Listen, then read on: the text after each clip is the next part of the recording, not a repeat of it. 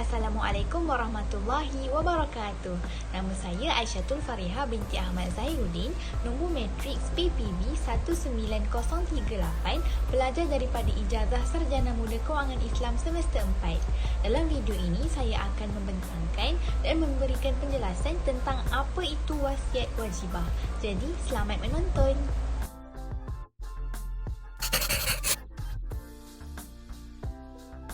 Wasiat wajibah atau wasiat qanuniyah adalah wasiat yang diperuntukkan di bawah undang-undang atau melalui kuat kuasa undang-undang.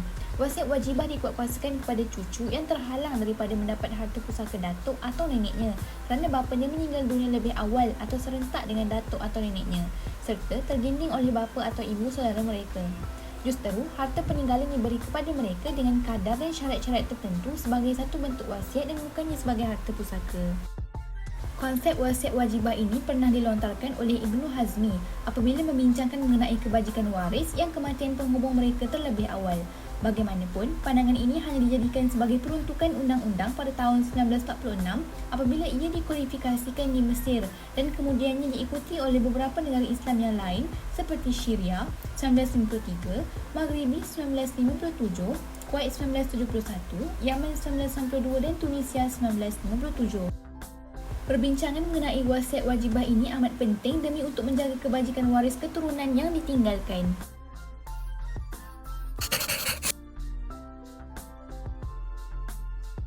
Wasiat wajibah menurut perundangan Islam mempunyai pengertian tersendiri.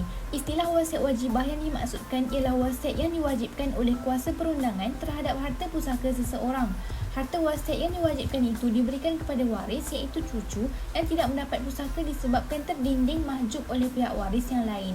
Gambaran bagi kes ini ialah bahagian daripada harta pusaka seorang datuk yang meninggal dunia wajib diberikan kepada cucu daripada anaknya kerana anaknya itu iaitu bapa kepada cucu tersebut meninggal dunia terlebih dahulu. Wasiat wajibah pada hakikatnya bukan seperti wasiat biasa. Ia menyerupai sebahagian makna pusaka dan wasiat ini menjadi wajib sekadar 1/3 daripada harta pusaka. Menurut Portal Malaysia Government, wasiat wajibah merupakan pemberian harta pusaka kepada cucu yang kematian ibu atau bapa sebelum kematian datuk atau nenek. Di Malaysia, perkara berkaitan wasiat wajibah merupakan suatu yang kurang diketahui oleh sebahagian besar masyarakat. Hal ini kerana kebiasaannya cucu-cucu yang kematian ibu bapanya sebelum kematian datuk atau neneknya adalah terhalang daripada menerima harta pusaka oleh kerana datuk atau nenek masih mempunyai anak lelaki lain yang masih hidup ketika kematiannya. Setakat ini, hanya 4 negeri sahaja yang memperuntukkan secara khusus berhubung dengan wasiat wajibah di dalam enakmen masing-masing iaitu Enakmen Wasiat Orang Islam Negeri Selangor 1999, Enakmen Wasiat Orang Islam Negeri Sembilan 2004, Enakmen Wasiat Orang Islam Negeri Melaka 2005 dan Enakmen Wasiat Orang Islam Negeri Kelantan 2009. Mesyuarat Jawatan Kuasa Fatwa Negeri Selangor pada 24 Disember 2010 telah memutuskan pelaksanaan wasiat wajibah adalah tertakluk pada syarat-syarat seperti berikut. Anak lelaki dan perempuan daripada anak lelaki dan perempuan iaitu cucu ke bawah adalah layak untuk menerima wasiat wajibah. Seterusnya, hendaklah kedua ibu dan bapa mereka meninggal dunia terlebih dahulu daripada atuk atau nenek, atau ibu atau bapa meninggal dunia serentak dengan atuk atau nenek dalam kejadian yang sama atau kejadian yang berlainan.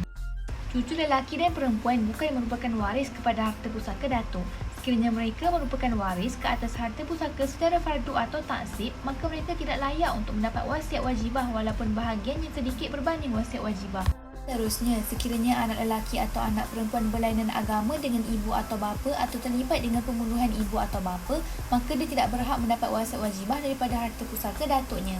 Syarat seterusnya adalah sekiranya datuk ataupun nenek telah memberikan harta kepada cucunya melalui hibah, wakaf, wasiat dan sebagainya dengan kadar yang sepatutnya diterima oleh anak lelaki atau anak perempuan mereka sekiranya mereka masih hidup, cucu tidak lagi berhak untuk mendapat wasiat wajibah. Sekiranya pemberian tersebut adalah kurang hak yang sepatutnya diterima oleh cucu daripada bahagian anak lelaki atau anak perempuan, maka hendaklah disempurnakan bahagian tersebut. Syarat yang berikutnya adalah anak akan mengambil bahagian faraid bapa atau ibu yang meninggal dunia terlebih dahulu daripada datuk atau nenek dan kadar tersebut hendaklah tidak melebihi kadar 1/3 daripada nilai harta pusaka. Sekiranya bahagian tersebut 1/3 atau kurang daripada 1/3, maka pembahagian tersebut hendaklah dilaksanakan pada kadar tersebut.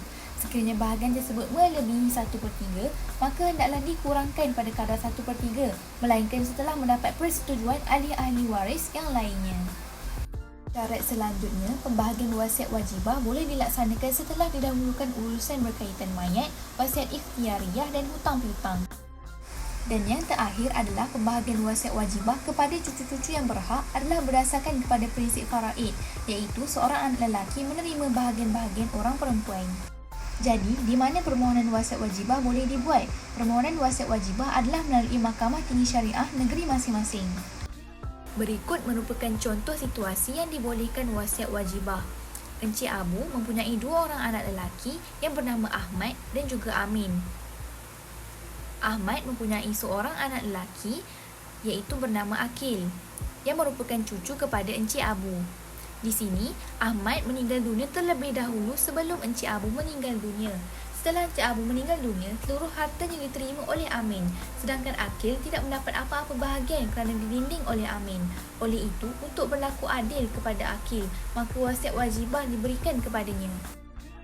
Dari contoh berikut dapat dibuat kesimpulan bahawa mereka yang berhak mendapat wasiat wajibah hanya berlaku kepada cucu lelaki atau perempuan yang telah kematian bapa atau ibu mereka sebelum terbuka warisan daripada orang tua masing-masing, iaitu sebelum datuk atau nenek mereka meninggal dunia.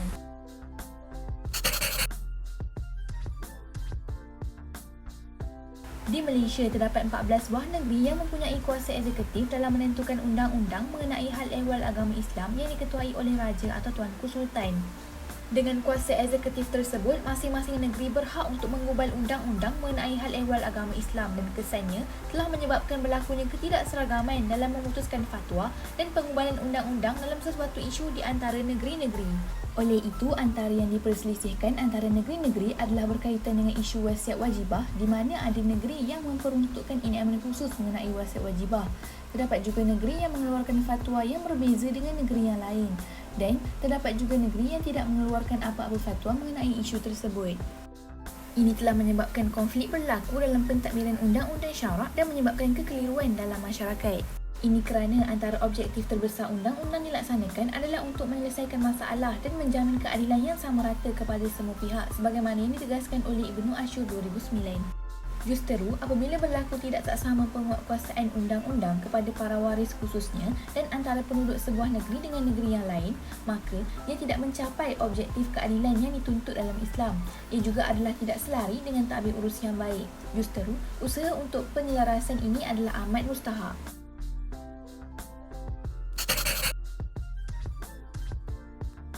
Berdasarkan penjelasan yang telah diutarakan, jelaslah bahawa wasiat bukan sahaja dapat membangunkan jiwa individu Muslim untuk melaksanakan amalan yang baik, malah secara tidak langsung ia dapat menjana pembangunan ekonomi individu Muslim kerana untuk berwasiat memerlukan usaha yang gigih untuk mendapatkan harta yang halal melalui usaha yang diredai Allah SWT. Langkah yang boleh diambil dalam mengatasi isu yang disebut sebelum ini adalah dengan menggubal undang-undang bertulis yang komprehensif bagi mengisi segala lacuna dalam perundangan wasiat yang boleh melahirkan ijtihad berbeza. Wujudan satu peruntukan statut yang khusus dapat mengelak percambahan pemikiran dan fatwa antara negeri-negeri di negara ini dan seterusnya menghasilkan konsistensi dalam keputusan berkaitan pentadbiran wasiat sebagaimana peruntukan enakmen wasiat yang digubal di Selangor, Negeri Sembilan dan Melaka. Enakmen-enakmen wasiat ini adalah merupakan model perundangan yang perlu dijadikan panduan kepada negeri-negeri yang masih belum mempunyai enakmen wasiat supaya pengurusan harta wasiat dapat ditadbir dengan lebih baik dan berkesan. Hal ini juga bagi memudahkan pengurusan harta wasiat ditadbir oleh pihak-pihak yang diberi kuasa mentadbir harta-harta tersebut supaya sesuai dengan maslahat dan maqasid syariah semasa. Untuk menjamin hubungan kekeluargaan agar sentiasa tetap utuh, maka ahli-ahli perundangan Islam dalam beberapa negara Islam termasuk Malaysia telah menggubal satu peruntukan yang dinamakan sebagai Undang-Undang Wasiat Wajibah. Peruntukan itu berdasarkan kepada fenomena-fenomena yang biasa berlaku dalam masyarakat Islam dan pelaksanaannya adalah lebih bersifat siasah syariah dan maslahah ammah. Berikut adalah sumber rujukan yang saya gunakan dalam menghasilkan video penjelasan mengenai wasiat wajibah ini.